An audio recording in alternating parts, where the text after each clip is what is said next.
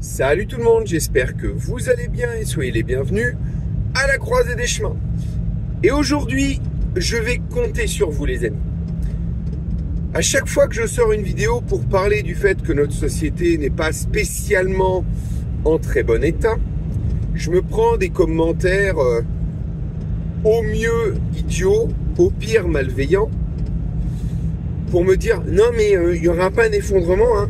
De toute façon l'effondrement c'est impossible parce que tout va bien, hein. On voit bien, les gens vivent bien, hein. Ils ont encore à manger dans leur assiette et puis ils ont encore un toit pour habiter et de quoi se chauffer. Donc c'est pas l'effondrement, hein. Ou alors au pire, ouais tu souhaites l'effondrement, hein, c'est ça. T'es un vilain, tu souhaites l'effondrement, tu veux qu'on souffre, hein, ah, t'es mauvais, hein, c'est ça, hein.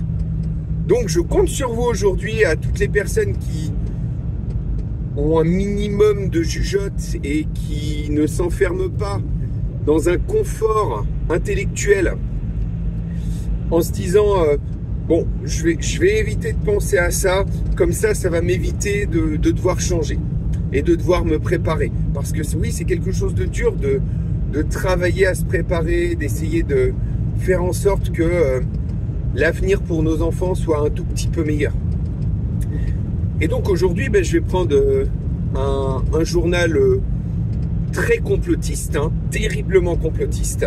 Ce journal s'appelle Capital. Alors probablement un journal qui ne connaît rien en économie, qui titre, voilà, ni plus ni moins, l'économie de la France est en chute libre. Vague massive de chômage en approche. C'est pas exactement le titre. Vous irez voir, je peux pas regarder le titre et me filmer en même temps, mais en substance, c'est ça. Et donc du coup, ce journal nous dit clairement que 2025, enfin déjà là maintenant, mais 2025 encore plus, notamment avec le vote du budget, va mettre encore un énorme coup de cutter dans les économies des Français, dans l'inflation va reprendre, et la consommation va énormément baisser et donc du coup notre économie va encore régresser. Ça fait des années que je me tue à expliquer, parfois contre vents et marées, que nous allons vers une récession progressive et qui du coup empêche les personnes qui ne cherchent pas à voir plus loin que le bout de leur nez de se préparer, d'anticiper. Et moi, c'est ce que j'essaie de faire par mon projet, et vous aussi. Beaucoup d'entre vous m'avez laissé des commentaires sous les vidéos où on parle d'effondrement notamment, pour me faire part de vos difficultés, pour me faire part du fait que vous n'êtes pas dupes, vous voyez bien que l'effondrement de l'économie est clairement en cours. Il n'y a pas que cet effondrement-là, mais c'est un des effondrements en cours. Et par conséquent, déjà ça me rassure, je ne suis pas complètement idiot.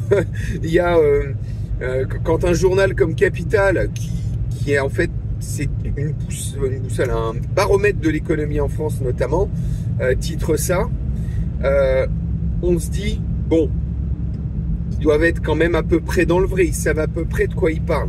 Ah oui, si on écoute les politiciens, en tout cas jusqu'au nouveau gouvernement, tout le monde disait non mais tout va bien, j'ai redressé l'économie française. Et t'as quelques oiseaux parmi ceux qui me regardent qui nous sortent, non mais tout va bien se passer, c'est pas vrai, il n'y a pas d'effondrement, continuons. On m'a parfois accusé de me clochardiser, on m'a parfois dit que la sobriété que je prône était en fait là pour cacher le fait que je suis nul, que je m'en sors pas, que je suis pas capable de travailler, que mon projet il est pourri, etc. Pas de problème. Chacun est libre de penser ce qu'il veut. On a le droit de dire qu'on n'est pas d'accord avec moi. Mais le moment venu, pour les gens qui ne se seront pas préparés, ça va être difficile. Donc je compte sur vous dans les commentaires pour me dire clairement, David, effectivement, c'est bien mon ressenti également. Ça ne veut pas dire que j'ai découvert quelque chose, attention, hein. Je ne fais qu'analyser la société actuelle, je ne fais qu'essayer de comprendre comment la société fonctionne et essayer d'anticiper l'avenir pour que mes enfants et vos enfants, du coup, puisque vous me suivez, vous avez fait ce même constat, pour qu'on aille tous le mieux possible, même si la société devient de plus en plus difficile à vivre. Donc, en plus de cela, un autre article a traité du fait que, alors ça pareil, je vais vous le retrouver, du fait que l'Europe appelle les citoyens à avoir un stock d'urgence de 72 heures en cas de crise. Alors en France, ils ont justifié ça en disant « Oui, mais si les agriculteurs, ils bloquent Rungis... » Bon, déjà, 72 heures, c'est une blague, une vaste blague. En 72 heures, j'ai mon pote Christophe, dont je vous invite à aller voir la chaîne, Permaculture Pragmatique, qui disait « Mais on peut survivre 72 heures sans bouffer. Il suffit juste d'avoir un peu d'eau. Moi, j'ai déjà fait des jeûnes jusqu'à une semaine. On peut survivre 72 heures sans bouffer. » Donc, en fait, ton stock, il te sert à quoi? À part à tenir un peu plus longtemps, à te garder un peu de confort un peu plus longtemps. Mais 72 heures de bouffe, vous êtes sérieux? Rien que moi, à la maison, entre mes 3 congèles, celui du camping et les 2 miens, le frigo et les placards, les choses comme ça, où il y a de la bouffe de stocker, rien que pour ma consommation du quotidien, hein, je ne parle pas de mes stocks tout court, juste pour ma consommation du quotidien, j'ai toujours au minimum 1 à 2 semaines d'avance. 72 heures, mais c'est une blague, une vaste blague. Mais cependant, je trouve ça intéressant parce que ça nous permet de constater que même au sein de l'Union européenne, ils commencent à s'inquiéter d'une potentielle crise grave qui pourrait arriver. Et ça, clairement, c'est encore, entre l'article de Capital et ça, quelques signes qui vous montrent qu'il est temps un minimum de se préparer. Alors, j'aurai le droit encore au même discours habituel, mais le jour où ça viendra, hein, on aura tout le loisir de se préparer.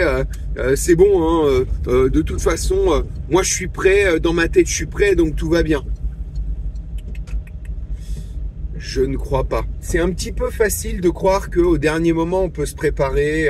Ou alors j'ai même entendu, oui, au pire, on viendra chez toi. Oui, bien sûr. On y croit. Il y en a qui croient vraiment que ils vont aller chez les gens comme ça et que tout va bien se passer. Moi, mon conseil, et ce sera toujours le même, et je sais que je me répète un petit peu, préparez-vous, préparez-vous, préparez-vous. Le moment venu, vous direz, j'ai bien fait de me préparer, vous aurez de quoi manger pour votre famille, pour vos enfants, etc. Et là, aujourd'hui, l'actualité nous montre que il est vraiment plus que temps de se préparer. Et dites-vous que plus vous vous y mettrez tard, parce que là, si on prend une grosse crise par-dessus les crises cumulées dans la tronche, ça va picoter sévère. Et ça coûtera beaucoup plus cher de se préparer.